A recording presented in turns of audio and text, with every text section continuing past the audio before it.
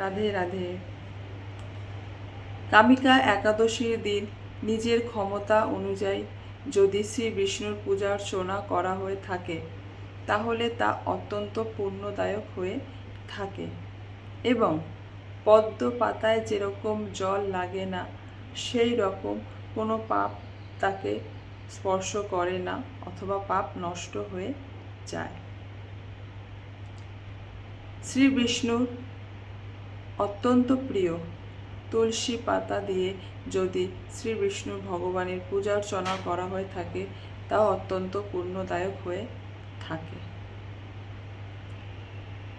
এই তুলসী পাতা দিয়েই যদি ভগবান শ্রী বিষ্ণুর পূজা অর্চনা অর্থাৎ তুলসী পাতা এবং 1 ঘটি জলে ভগবান যেরকম সন্তুষ্ট হন, মণি মুক্তাদি মূল্যবান রত্ন দ্বারাও তার মাধ্যমে ভগবান ততটা সন্তুষ্ট বা প্রীত হন না।